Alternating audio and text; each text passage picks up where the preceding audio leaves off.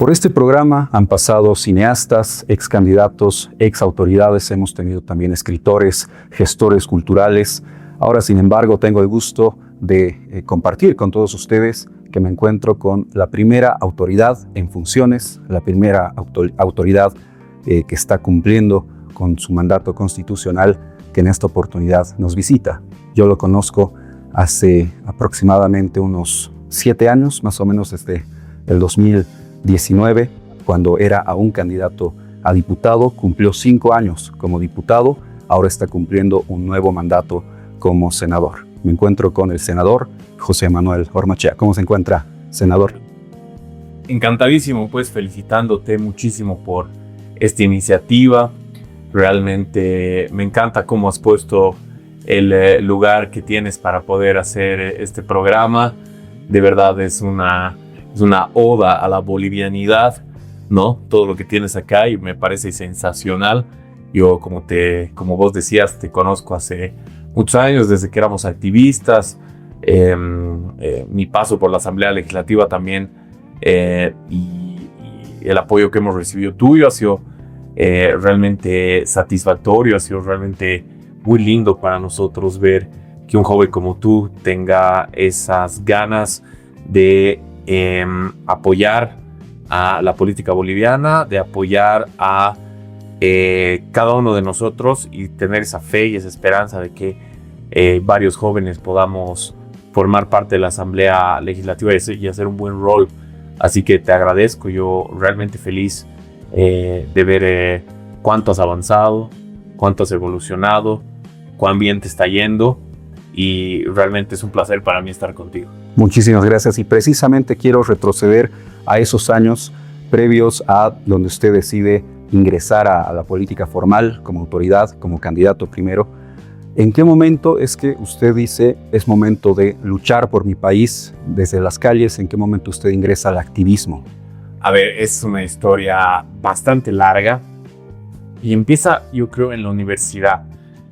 En la Universidad Católica específicamente, donde yo he estudiado ciencias políticas, había, digamos, una influencia por parte de algunos docentes, pero sobre todo alumnos de esa generación. No hay que olvidar que era docente Álvaro García Linera un tiempo antes en la carrera de Ciencias Políticas. Cuando yo ingresé ya era vicepresidente, entonces ya no estaba. Que pretendían que las ideas, ¿no?, del MAS, que las ideas del socialismo del siglo XXI, que las ideas en ese momento del edismo, del chavismo, ¿no es cierto?, sean las dominantes, que sean las hegemónicas dentro de la universidad, por lo menos en lo que tiene que ver con ciencias políticas, porque la hegemonía ya la tenían en, por ejemplo, la universidad pública, en la UMSA, la UPEA, etc. Entonces quieren llegar a la universidad privada como de lugar y para eso tenían algunas personas, inclusive ahí, que estudiaban y que trataban de justamente fomentar estas ideas que para mí eran nocivas, para mí eran realmente retrógradas y eran totalmente autoritarias.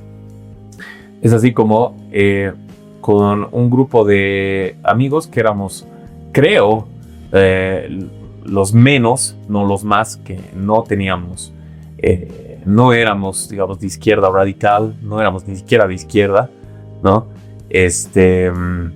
Nos juntamos y dijimos más o menos en el año 2013, ¿no?, que yo volví de un intercambio que hice en Chile, en Santiago. Dijimos, hagamos algo porque realmente esa batalla cultural, esa batalla de las ideas, nos la van a ganar personas que están absolutamente alineadas en la carrera, sobre todo alumnos, ¿no?, que después, de hecho, se volvieron autoridades del MAS, ¿no?, algunos, o se volvieron muy afines, ingresaron al gobierno de una manera u otra, ¿no?, en alguna institución, e inclusive algunos fueron parlamentarios, ¿no? Necesitamos que esa batalla cultural no la perdamos en una universidad que no es la UNSA, ¿no es cierto?, o no es la UPEA. Entonces, comenzamos a planear qué hacer. Y lo primero que hicimos fue un podcast. Y ha sido uno de los primeros podcasts de Bolivia. Cuando nadie hacía podcast, nosotros ya estábamos haciendo podcast. Con un grupo de 5 o 6 amigos, ¿no? E invitábamos también, como tú invitas, invitábamos a diputados, invitábamos a autoridades, invitábamos a docentes, a investigadores, de todo tipo, a hablar de coyuntura y de sin fin de temas, ¿no? Que le atañen al politólogo. Y después conseguimos algo de financiamiento de la cooperación internacional para más proyectos, que creamos después un instituto, ¿no? Para poder conseguir proyectos de la cooperación internacional y de otros financiamientos para proyectos multidisciplinarios realmente. Y una persona, ¿no es cierto?, que era muy afín al movimiento al socialismo y que era autoridad en ese momento, buscó la manera de amenazar a la cooperación internacional que nos estaba financiando como contraparte para varios proyectos. Teníamos un programa de televisión, por ejemplo, en RTP, entre otros, ¿no? O sea, hicimos de todo realmente. Wow. Sí, charlas, coloquios, debates. Hicimos debatir a los candidatos a diputados, por ejemplo, en la Asociación de Periodistas de La Paz. De todo hacíamos, ¿no? Más o menos en el año 2014. Y esta persona hizo lo imposible para amenazar a la cooperación internacional para que no nos den financiamiento. Para que paren el financiamiento a nosotros, a mí y a mi grupo de amigos, ¿no? Ya teníamos oficina, nos estaba yendo bien. O sea, todavía éramos estudiantes y ya teníamos oficinas, ya teníamos varios proyectos que se estaban desarrollando. Y ese fue un golpe muy duro. Y ahí es cuando decidimos realmente entrar de lleno al activismo, ¿no?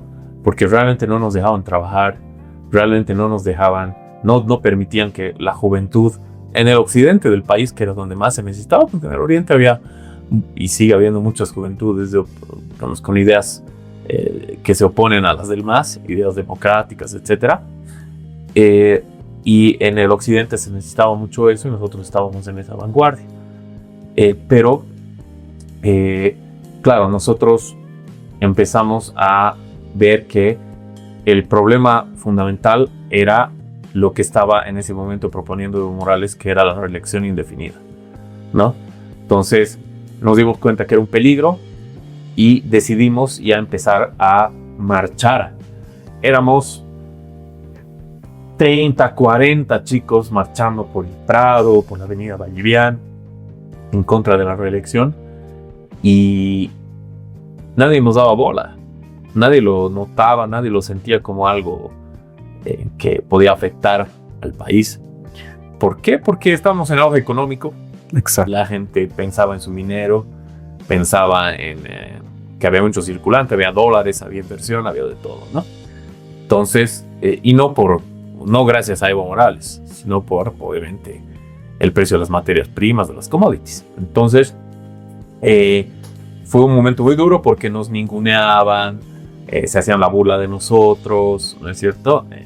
En redes sociales, qué sé yo, la propia gente del MAS, ¿no? Nos hacían quedar como unos pequeños revoltosos, que no valían nada, ¿no es cierto? Nos invisibilizaban o se burlaban. Entonces, nosotros decidimos hacer campaña, pero ya organizada a nivel nacional en contra de la reelección por el 21F. Por eso yo siempre digo que vengo de la generación del 21F, ¿no? Y ahí empezamos a encontrar a otras personas que pensaban como nosotros, ¿no es cierto? Puedo mencionar a muchos que han pasado, digamos, por la Asamblea Legislativa después y que yo los he conocido en esa época, ¿no es cierto? Luis Anaya, Alejandro Reyes, Andrea Barrientos, Arturo Mendívil en Santa Cruz, Adrián Vega en Tarija, ¿no? Muchísimos jóvenes, Beto Astorga también, obviamente, que entendíamos que digamos, si Evo se reelegía una vez más o indefinidamente, porque si le permites reelegirse a un tipo que ya tenía avisos de ser un autoritario, claramente su alineamiento internacional era innegable, ya iba a encontrar las maneras, los canales institucionales para amarrar cualquier elección, ¿no es cierto? Y que jamás saldría del poder, ¿no? Como intentó. Sin embargo, nosotros hicimos una campaña desde abajo, desde la ciudadanía. Era una campaña que se llamaba Me comprometo por Bolivia, voto no. Me comprometo, se llamaba. Y fue creada a nivel nacional. Hicimos montones de campañas, de montones de actividades a nivel nacional e internacional también, llevando la voz del no, pero de manera positiva, ¿no es cierto? En un formato de esperanza y no así de desesperación, ¿no? Nos fue bien, ganamos, ¿no es cierto? Le ganamos en su propia cancha, con sus propias reglas, a Evo Morales.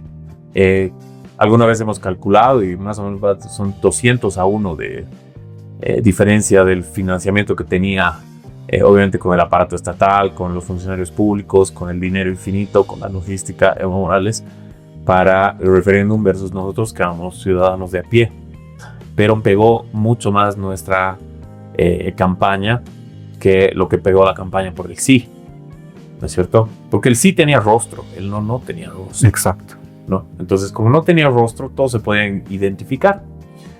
Por ejemplo, por darte un ejemplo, la campaña del sí lanzaba poleras por el sí, con funcionarios públicos, hasta policías y militares utilizaron, ¿no es cierto?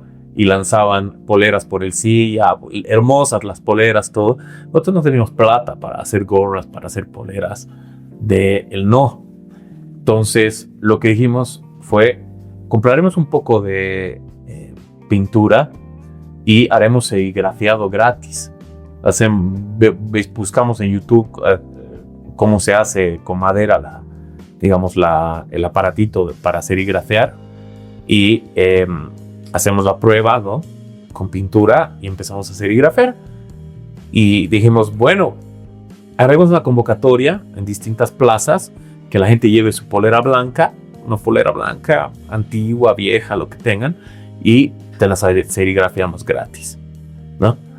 Filas de gente que llevaba su polera viejita, ¿no? Blanca, a serigrafiar. Entonces ya te genera un compromiso, te genera un sentimiento, ¿no? De que esto es tuyo. Entonces mi voto realmente es consentimiento en contra del no, ¿verdad? En contra, perdón, del sí, ¿no? En contra de la reelección y a favor del no.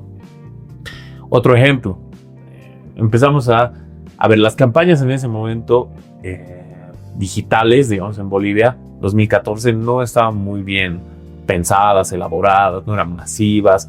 Realmente las campañas no sabían cómo utilizar a su favor las redes sociales. Ahora pues es imposible hacer una campaña sin redes sociales. Pero en esa época no era... El movimiento al socialismo no sabía utilizar bien las redes sociales. Nosotros nos adelantamos. Y por ejemplo, creamos una tendencia. Te ubicas que en Facebook, cuando algún amigo tuyo o algún pariente tuyo se compromete así como con este anillo, ¿no es cierto? Se compromete con alguien para casarse, es lo primero que sale en tu feed, es lo primero que te sale en la parte de las historias, ¿no es cierto? Lo primerito que te sale es que está comprometido un amigo tuyo cercano. Exacto. ¿No es cierto? Todos nos pusimos el estatus de comprometido, ¿ya?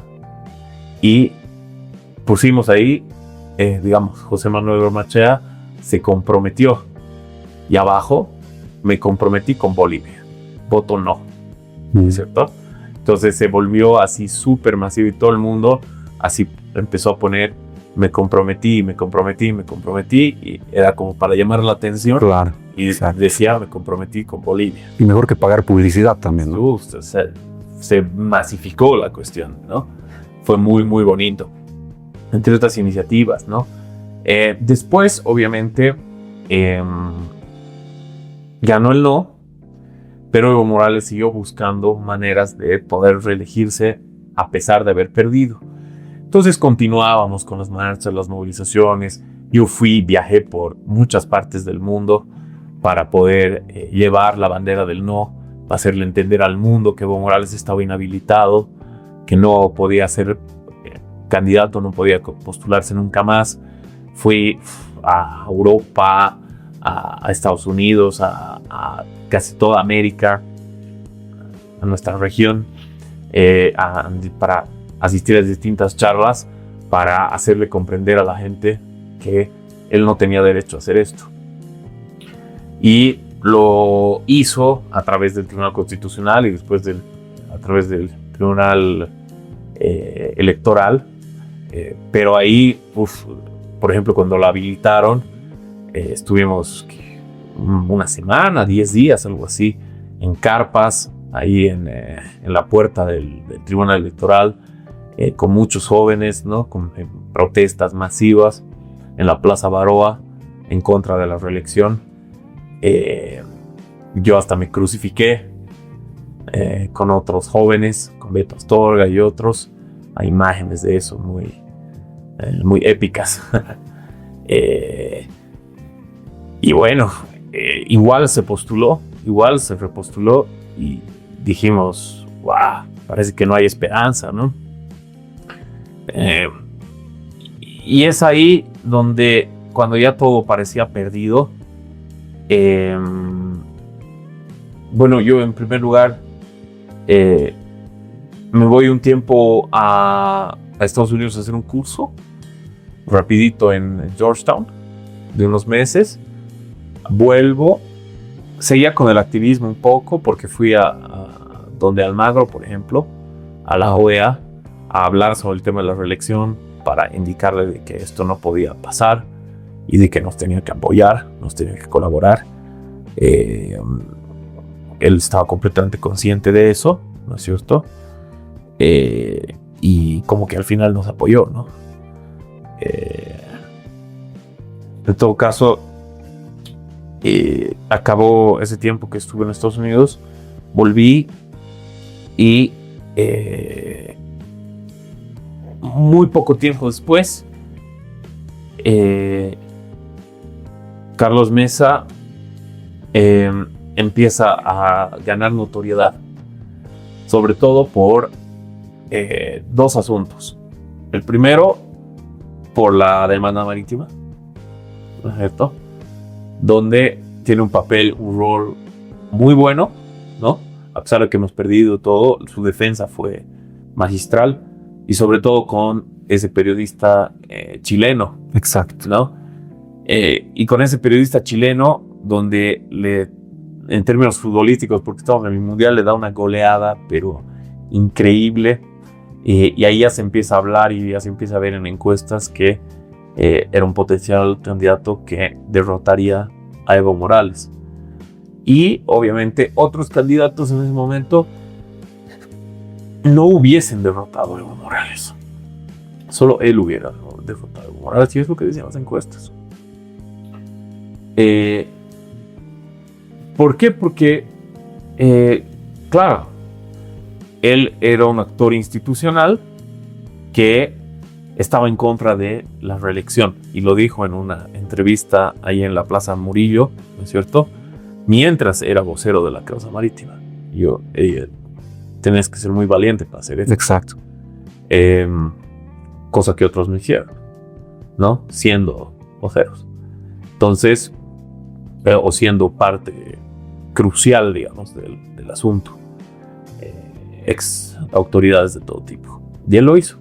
Entonces, estaba clarísimo que él podía ser el candidato a la oposición.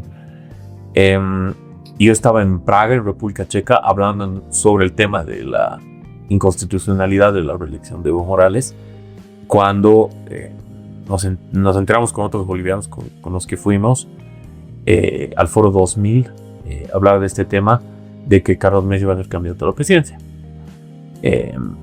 Y pasa no mucho tiempo, yo estaba haciendo un par de consultorías para la Fundación Pasos Canqui, ¿no?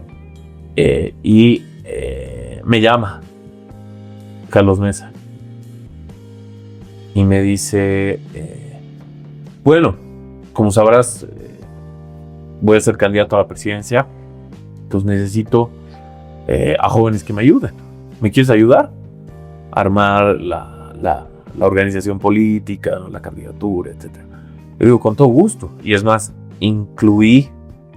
dejé de hacer lo que estaba haciendo en la Pasos Canqui y incluí a varios otros jóvenes para que ayuden en la campaña.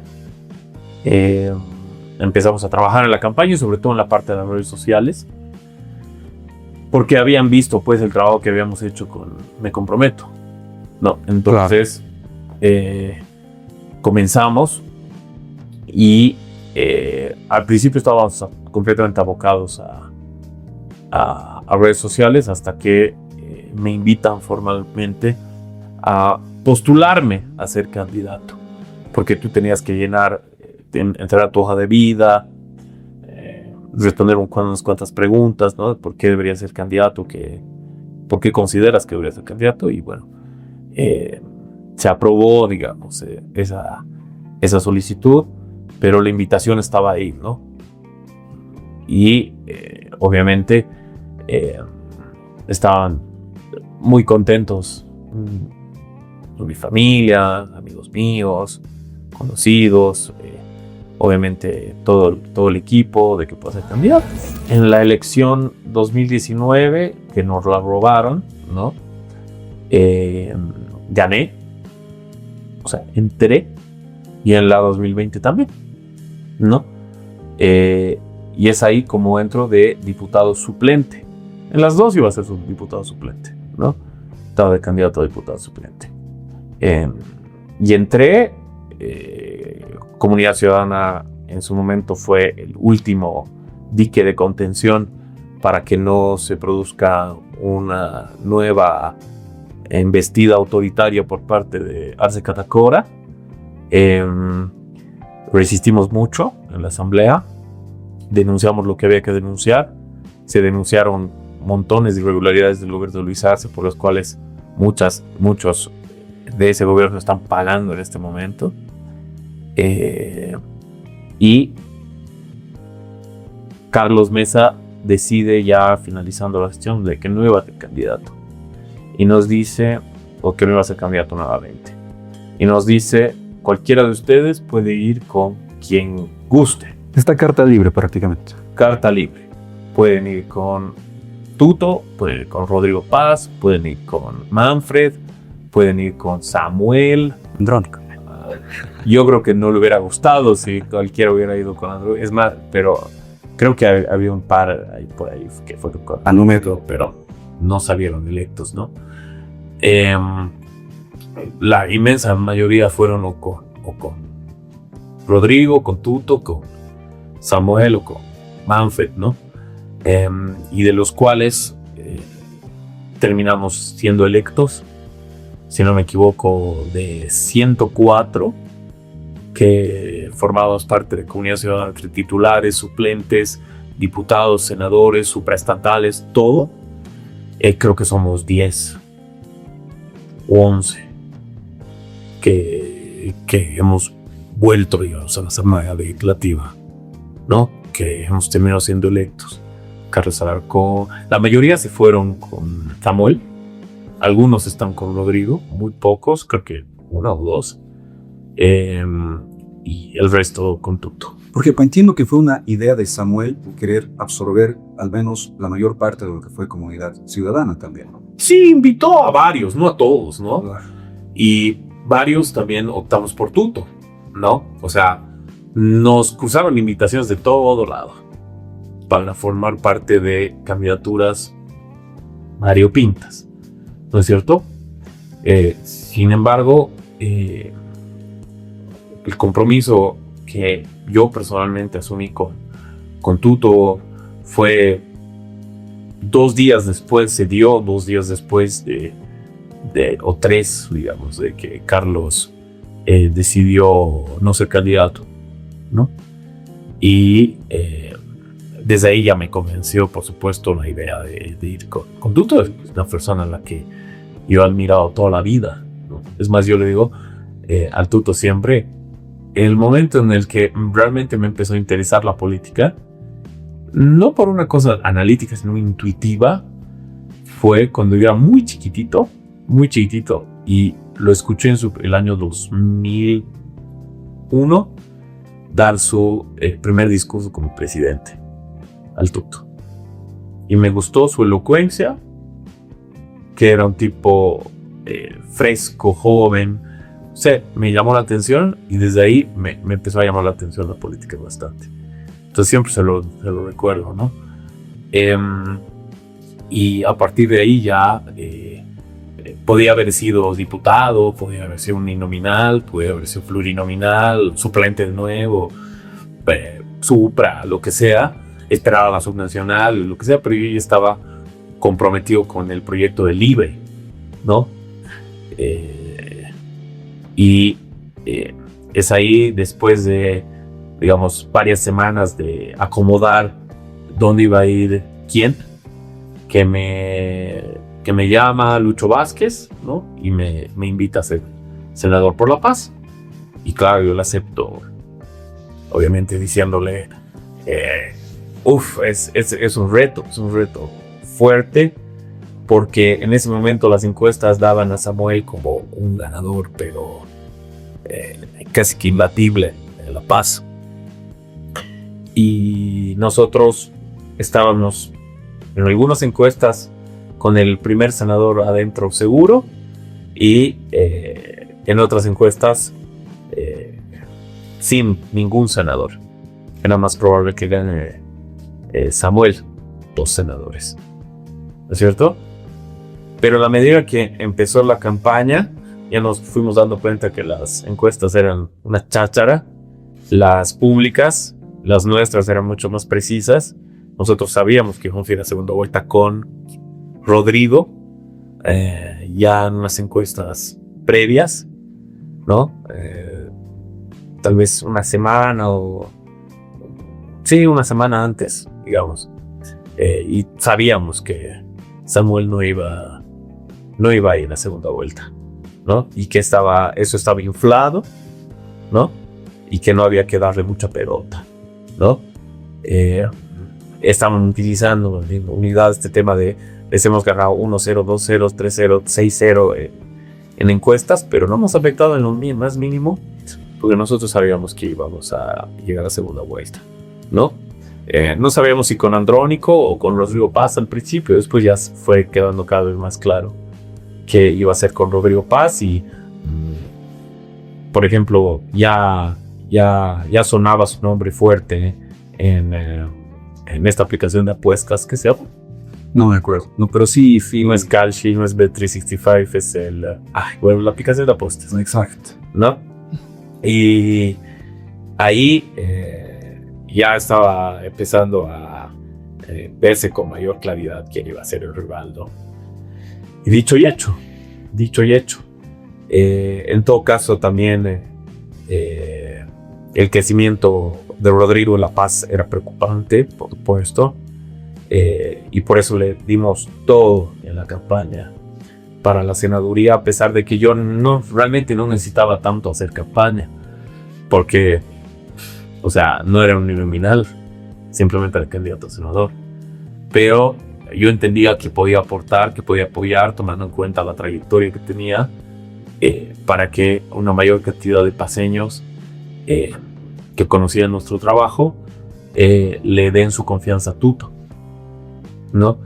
Y creemos que hemos podido aportar el centavo para el peso, ¿no es cierto? Para poder llegar a donde estamos. Y es realmente un orgullo y un honor poder trabajar al lado de... ¿Sabes qué? El mayor orgullo y el mayor honor que tengo como ser humano y como boliviano es haber aprendido de esta disciplina que es la política de 2 expresidentes. Muy poca gente puede decir que ha trabajado de la mano al lado de 2 expresidentes. Y desde mi punto de vista, los 2 mejores expresidentes de lo que va a este siglo XXI, ¿no es cierto? Tuto Quiroga y Carlos Mesa, además de la brillantez que los caracteriza a ambos, estar en la cancha jugando con ellos es como jugar con Messi y Cristiano Ronaldo, digamos, ¿no? Primero en el equipo de Cristiano Ronaldo o Messi, y después en el equipo de Messi o Cristiano Ronaldo, como los veas. Pero los 2 mejores de la historia reciente, digamos, ¿no? Y eso para mí es realmente algo que le voy a contar a mi hijo cuando nazca, que van a ver pronto, y que va a ser de verdad una medalla de honor para mí, para mi familia, por siempre, ¿no? Bueno, ingresando a un aspecto, ya tocamos el cómo llegamos al presente desde el pasado, ahora tocando un poco el presente, pero desde un aspecto más personal quizá. Usted se ha casado hace, debe ser menos de 2 años. Sí, menos de 2 años. Y está esperando la llegada de su primer hijo. Sí. ¿Cómo se siente al respecto? No, pues chucho, hombrecito a ser. Sí, Luca. Ya le hemos puesto nombre, ¿no? Y increíble. No era fácil poder tener un bebé, y lo conseguimos. Así que es un pequeño milagro.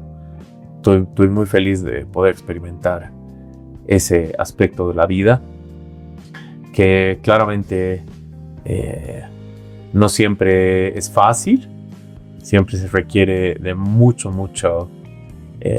esfuerzo, de buenas noches sin dormir seguramente, porque ya lo estoy experimentando, digamos, porque mi mujer como ya está nada de dar a luz, claro, se despierta por las noches, le duele, entonces la tengo que apoyar, tengo que estar con ella.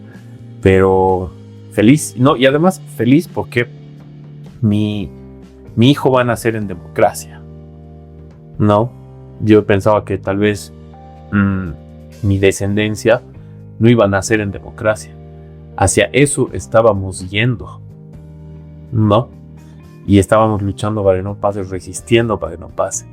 Pero se produjo ese milagro también, ¿no? Entonces, muchas cosas positivas se han dado en mi vida, de las cuales estoy tremendamente agradecido y feliz, porque esto se podía haber ido al diablo, en el sentido de que Evo podría haber continuado siendo ahora ya un dictador vitalicio, tipo Maduro, tipo Ortega, tipo Díaz-Canel, lo que sea, ¿no? Y hubiera sido más difícil sacarlo a él que a Maduro, porque claro, a Estados Unidos le interesa más Venezuela, ¿no? Porque de ahí viene obviamente es el núcleo, ¿no? del financiamiento para estos regímenes. Entonces obviamente hubiera sido más complicado sacar a Evo, ¿no? Les ganamos por las urnas a los masistas, ¿no? Y si bien no hemos logrado el objetivo principal, que fue ganar la elección, ¿no? Tenemos una bancada grande, una bancada con gente muy interesante y muy firme, con sus posturas, sus posiciones, y que defiende el proyecto de libre a rajatabla. Y eso me hace sentir muy orgulloso de lo que estamos haciendo, y poderle regalar a mi hijo la cosecha de lo que he sembrado desde una década, me hace sentir muy bien. Perfecto, y justamente quiero tocar el tema tiene que ver mucho con la buena relación que existe entre colegas de Libre. Es algo que se nota, ¿no? Es algo que, una diferencia que se puede encontrar quizá con gestiones anteriores, no solamente en el propio oficialismo, donde ha habido una fractura muy evidente, sino también en bancadas parlamentarias opositoras, ¿no? Eso no está pasando de momento, al menos, y ojalá que no pase tampoco en Libre, ¿no? Un elemento que quiero tratar con usted es la relación entre titulares y suplentes. la relación con su ahora suplente, que de diputados era titular, es sumamente buena, ¿no? Al punto de repetir gestión, es algo que al menos yo no he podido ver una relación tan buena entre un titular y un suplente. De hecho, quizá la tengamos acá a la senadora Pachacute en un programa en el futuro. ¿A qué se debe esta buena relación que existe entre ustedes? Yo creo que todos los parlamentarios tienen que entender que el tema de la titularidad y la suplencia no hace al cargo realmente. Tú haces al cargo. El cargo no te hace. Tú tienes que velar porque la oportunidad que tienes la hagas brillar. La hagas brillar en el sentido de un servicio a la ciudadanía, de un servicio al país que sea notorio, porque yo siempre digo, político que no informa lo que está haciendo, o está haciendo algo malo o no está haciendo nada, ¿no? Entonces, yo personalmente me he dedicado a informar mucho lo que hago, a dejar en claro lo que tengo para ofrecer en cuanto a gestión, a legislación, a fiscalización. Y creo que Elena es una gran parlamentaria que ha demostrado un cariño muy profundo al Alto, que se desvive por su ciudad, que tiene opiniones muy bien fundamentadas y que claramente tiene un futuro brillante por delante, ¿no? Yo creo que el reconocimiento de eso de ambos es lo que hace que tengamos una relación llamativamente buena en el entendido de que muchos titulares y suplentes se pelean por nimiedades, por cosas absolutamente baladís, ¿no? Como, no sé, quién puede utilizar la oficina, cuándo, ¿no es cierto? Entre otros aspectos que no son tan irrelevantes. Yo básicamente no tenía presupuesto en la anterior gestión y me las he arreglado para poder denunciar, para poder proponer, para poder fiscalizar. Yo soy el único parlamentario de la anterior legislatura que tiene a un viceministro en la cárcel, ¿no? Entonces, por una denuncia mía y de otras personas. Entonces, uno tiene que utilizar lo que tiene para llegar a donde quiere, ¿no? Hacer lo que puede con lo que tiene y explotarlo al máximo para poder tener resultados que sean en beneficio de todos. Es en ese sentido que yo, por supuesto, me llevo muy bien con toda la bancada, a pesar de ser no un tutista desde el comienzo, ¿no? Como otros que han venido siguiendo a Tuto desde Podemos de 2006 o antes, ¿no es cierto? Y que ahora son parlamentarios. A mí me han recibido bien, me han acogido bien, me han hecho sentir como si fuera uno de ellos desde siempre. Me dan muchísima confianza, me dotan de muchísimas responsabilidades que son pues para personas que están desde hace mucho tiempo al lado de Tuto y que me las están dando a mí. Por eso estoy muy agradecido. Y usted tocaba el punto también de lo orgulloso que se siente de haber aprendido, de haber tenido y tener, yo creo, todavía como mentores a dos expresidentes. Sí. Usted, imagino que está todavía en contacto con Carlos Mesa, ¿no? Sí, por supuesto. No lo veo hace tiempo, le debo una visita. Sé de un par de proyectos que tiene que me parecen espectaculares y que quisiera más aportar en lo que pueda con ese par de proyectos que tiene para adelante. Siempre es muy enriquecedor hablar con él. Te llevas pues una carga de conocimiento y de perspectivas y de nuevas formas de ver las cosas y de visiones alternativas que realmente son pues muy valorables. Y él siempre está pendiente, ¿no? De nuestro desempeño, de quienes continuamos ahí, que venimos por supuesto de su escuela, ¿no? Y de verdad de que es un gran aporte lo que él ha logrado, porque estos parlamentarios que están en distintas bancadas, pero que vienen de la Escuela de Comunidad Ciudadana, realmente hasta el día de hoy tienen un desempeño muy, muy importante en la Asamblea Legislativa, muy notable, ¿no? Y justamente don Carlos nos hacía notar eso en una entrevista que teníamos para otro proyecto hace algunos meses, que Comunidad Ciudadana ha servido como una suerte de semillero a partir del cual se ha ido regando por el país, porque ahora ya tenemos, por ejemplo, Adrián Vega, también hemos tenido un contacto para este programa con él desde Tarija, está ejerciendo como vocero tanto municipal como de libre allá en Tarija, ¿no? Luisa Nayar está ahora en el consejo. Bueno, Luciana Campero, por su lado, ha optado también por una candidatura, no le fue bien en ese aspecto, pero seguramente va a seguir.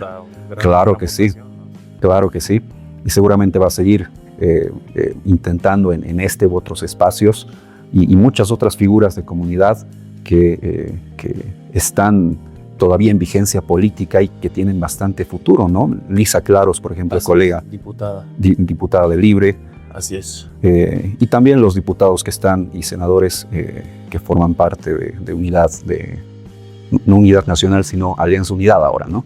Alejandro Reyes. Exacto. Sí.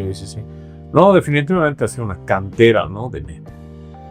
De figuras importantes que venían desde el 21F, han pasado por Comunidad Ciudadana y posteriormente se fueron a Unidad Nacional o Unidad a Libre, entre otros, que están aportando mucho. Son un rostro muy, muy fresco, muy nuevo, muy innovador, muy rico, muy lleno de posibilidades de la política nacional, y que ya se ha dado el recambio, o está empezando el recambio total, ¿no? A partir de la victoria de JP, la victoria de Gabriela de Paiva, la victoria de varios otros que ahora componen la parte subnacional. Mamen Saavedra, qué sé yo, a Mamen igual lo conocía desde el 21F yo. Entre otros que realmente hacen de la política nacional un espacio que está viviendo un momento muy interesante, donde al fin, después de 20 años, tenemos la oportunidad de hacer ese cambio generacional, ese recambio que necesitaba.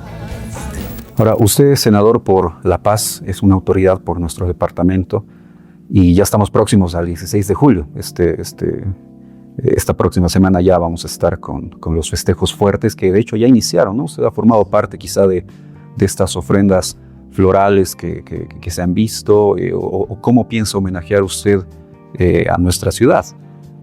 No solamente con las actividades que ya se están empezando a desarrollar por parte del gobierno municipal, la gobernación, la alcaldía del Alto, las provincias, entre otros, que nos invitan permanentemente. Vamos a tener la sesión de honor de la Brigada Parlamentaria de La Paz, ¿no es cierto?, dentro de poco, sino con un regalo real y verdadero al departamento, después de tanto sufrimiento, de haber sido, bueno, con enormes diferencias, pero paralelismo, digamos, parecíamos la Franja de Gaza, ¿no? En nuestros más de 50 días sin alimentos, sin medicinas, sin poder tener comunicación real y con el mundo exterior. Estos criminales, y lo digo en cámara siempre, ojalá se pudran en la cárcel todos, porque han cometido un delito de exterminio poblacional tipificado en el artículo 7 de la Convención de Roma, ¿no es cierto? El Tratado de Roma. Entonces, claramente esta gente la tiene que pagar, pero nosotros nos toca recomponer la ciudad, no solamente económicamente, políticamente, ¿no?, con mejores y mayores liderazgos, económicamente repensando, reinventando la ciudad para los desafíos que se nos vienen, haciendo todo lo que esté a nuestro alcance para que la gente no se vaya, y generando un nuevo hub turístico, cultural, que es nuestra vocación, aparte de ser sede de gobierno. Y para eso, ¿qué necesitamos? Conectividad.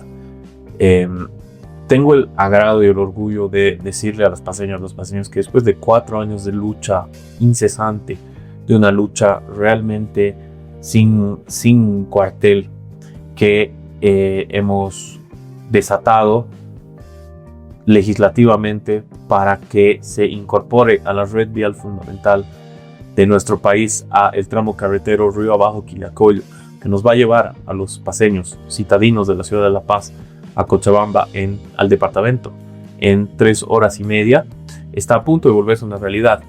Hemos conseguido la firma de 60 diputados en una sesión de la Cámara Baja en la anterior semana, ¿no? Y ahí se ha votado por más de 2/3 la incorporación de este tramo carretero, que es de vital importancia para cambiar la forma de pensar nuestra ciudad, la forma de pensar de nuestra economía, de nuestro turismo y del alcance que puede llegar a tener nuestra sede de gobierno como potencial parte del eje productivo de nuestro país. ¿Por qué?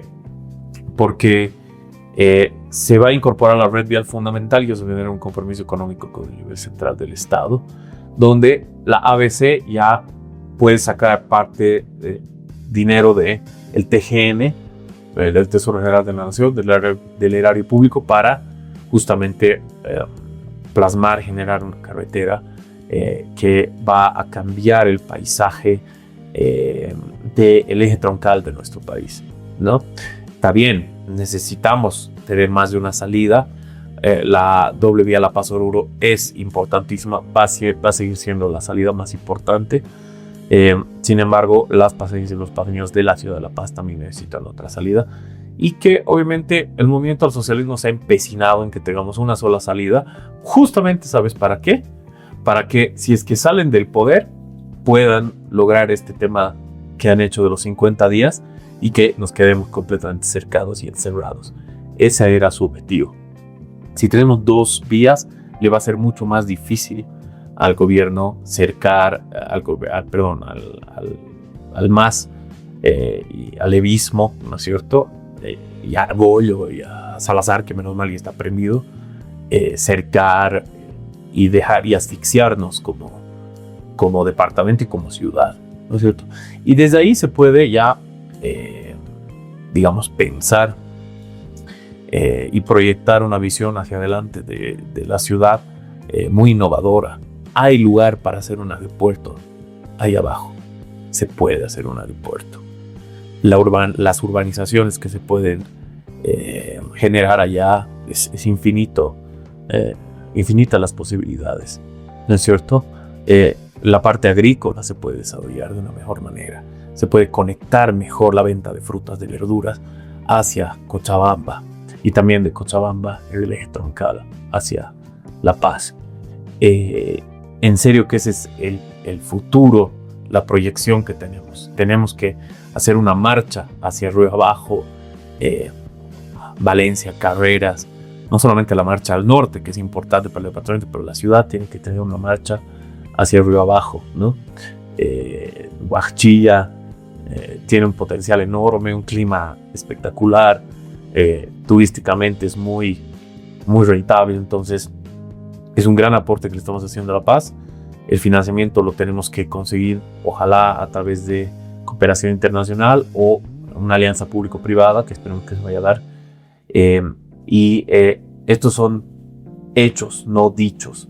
Había voluntad política, predisposición política antes, años se hablaba de este tema, pero ahora hay voluntad política, lo hemos encontrado en la Asamblea Legislativa, ahora pasa al Senado el proyecto de ley, y espero que mis colegas senadores me den el respaldo y el apoyo después de 4 años de insistir, reponer el proyecto de ley muchas veces y tratar de que esto se logre, y que ahora hemos conseguido, menos mal, el apoyo de los diputados, ¿no? Ojalá que sí, sería un gran homenaje para el departamento en su conjunto la aprobación de este proyecto. La gente a veces no entiende cuál es la importancia, la trascendencia de este tipo de proyectos.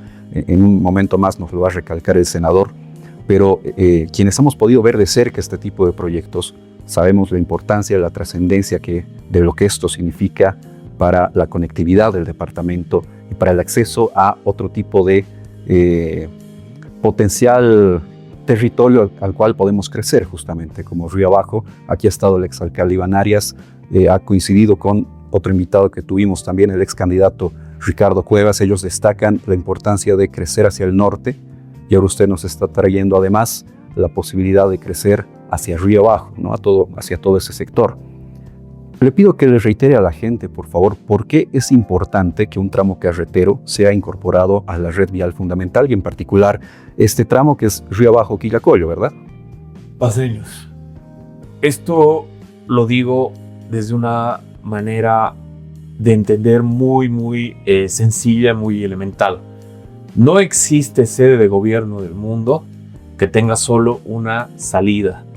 Tienes que tener 2 o más, mínimamente. Porque si no, nos va a pasar permanentemente lo que ha pasado con los 50 días.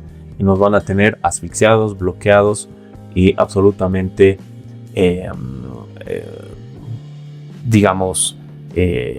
escudados o parapetados en un solo lugar, y no puede seguir ocurriendo. Tenemos que pensar una marcha que no solamente sea en beneficio del departamento La Paz. La ciudad de La Paz siempre piensa en el país, es el centinela de la bolivianidad.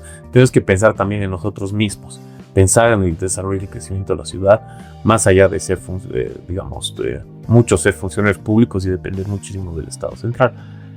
Tenemos que empezar a pensarnos en términos empresariales, empezar a abrir carreteras que puedan aperturar mercados y empezar a hacer una economía competitiva. Y eso lo podemos lograr teniendo una conectividad mucho más rápida, con la celeridad como la que corresponde hacia el eje troncal de nuestro país, que es de donde vive más del 70% de las bolivianas y de los bolivianos. No puede ser que solo tengamos una salida desde el alto, sino que claramente los paseños no tenemos otra salida que nos lleve rápidamente hacia Cochabamba y hacia el resto del país. La situación que acabamos de pasar, los 50 días de bloqueos, una ciudad, un país en realidad tratando de resurgir nuevamente, tratando de reactivarse. ¿Cómo ve usted nuestra actualidad? ¿Cómo proyecta también nuestro futuro como país, como nación? Necesitamos tener una certeza de que podemos vivir en tranquilidad sin estado de excepción. Estamos en un estado de excepción. Estamos en un estado en el que se restringen algunos derechos para garantizar los derechos de todos. Eso tiene que continuar, pero sin necesidad de estar decretando estado de excepción permanentemente. Y esa tranquilidad la tiene que dar el gobierno nacional, la tiene que dar a los mercados. Por ejemplo, se ha dado un hito hace muy poco, que es la flexibilidad del tipo de cambio, ¿no? Que está bien, es una buena medida, ¿no es cierto? Sin embargo, los controles que se tienen que dar tienen que partir de la certeza y la seriedad que el gobierno le imprime a la política económica y el Banco Central también. Para eso necesitamos un presupuesto general del Estado responsable. Ya nos lo van a hacer llegar a la Asamblea Legislativa. Tenemos que verlo. No tenemos muy buenas noticias desde la Cámara de Diputados, pero veremos de reformarlo en senadores y de conseguir los votos necesarios. Y obviamente el rumbo que nos hemos trazado, el rumbo que se ha trazado la ciudadanía, no el gobierno. El gobierno está ahí es en parte un accidente histórico, el gobierno, y se tiene que entender como tal, como un gobierno kamikaze. ¿A qué me refiero con kamikaze? Tiene que tiene que poner el pecho en a todas las balas, ¿no es cierto? Y sacrificarse por el país para que venga un verdadero gobierno de transición económica, política, digamos una revolución económica y política, verdadera revolución, no en el sentido marxista, digamos, ¿no? Sino una verdadera, un nuevo horizonte que tenemos que plantearnos, ¿no? Económico, político, para ser un país normal, como lo es Paraguay, como lo es Argentina, como lo es Chile, como lo es Perú, como lo es Colombia, como lo es Brasil, etcétera, ¿no? No somos un país normal. Tenemos que trabajarnos una nueva normalidad, y esa nueva normalidad la tenemos que defender con uñas y dientes. Y esa normalidad es institucionalidad democrática, Estado de Derecho, certeza para inversión extranjera, no tenerle miedo a inversión extranjera. No tenemos que inventar la No tenemos que inventar la rueda, no tenemos que inventar el agua tibia o el fuego. O sea, la receta, la prosperidad, la tienen todos nuestros vecinos. A nosotros lo que nos cohíbe de poder llegar ahí son estos grupos, muchos delincuenciales, no todos, pero muchos, Vicente Salazar, Argollo y demás. Esa gente, ¿no? Y obviamente Evo Morales, que yo creo que el futuro de Bolivia depende de que lo aprecien. De que lo aprecien y que lo extraditen. Y que no vuelva nunca más acá, ¿no? Todo lo que podamos hacer para apoyar al gobierno nacional en ese acometido, nos van a tener firme al pie del cañón. Nosotros les hemos aprobado la abrogación de la ley Copa y les hemos aprobado en tiempo récord la ley de regulación de estados de excepción. Lo que necesiten para poder capturar a este terrorista que se ha apropiado de la estatalidad boliviana y de toda una región de nuestro país, ¿no es cierto? Que es el tópico Cochabamba, donde ya Rodrigo Paz ha admitido que no tienes soberanía, ¿no es cierto? Todo lo que apoya ese acometido lo vamos a hacer.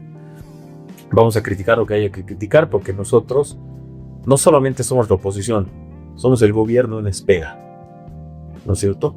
Y como somos el gobierno en espera, también merecemos respeto por parte del gobierno actual. Porque en 2030 Libre va a gobernar Bolivia, ¿no? Entonces, en la medida en la que se entiende eso, claramente podemos trabajar y nosotros obviamente nos vamos a hacer respetar como opositores, pero nunca vamos a dejar de hacer oposición constructiva, no destructiva. Si fuéramos oposición destructiva, hubiéramos apoyado estos 50 días de paro criminal y nunca lo hemos hecho. Más bien le hemos facilitado con nuestros votos todo lo que necesitaba a Rodrigo Paz para justamente pacificar el país, ¿no? Espero que continúe así, espero que no cometa error, ha cometido muchos, lo sigue cometiendo, pero nosotros vamos a estar ahí para decirle al país hacia dónde tiene que ir para corregir esos errores y llegar a una nueva normalidad democrática de lo que necesitamos.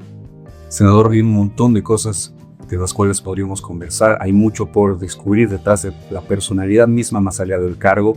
Hay hobbies, recuerdo ver fotos con skates y demás. Hay realmente bastante, mucho por descubrir. Ojalá lo podamos tener acá en otros programas. Polymarket, esa era la aplicación de apuestas. La acabo de acordar. Ojalá podamos conversar en el futuro en torno a este y otros temas. Más allá de agradecerle su presencia, de agradecer su amistad, muchísimas gracias. Un verdadero placer para mí. Felicidades a ti. Muchísimas gracias.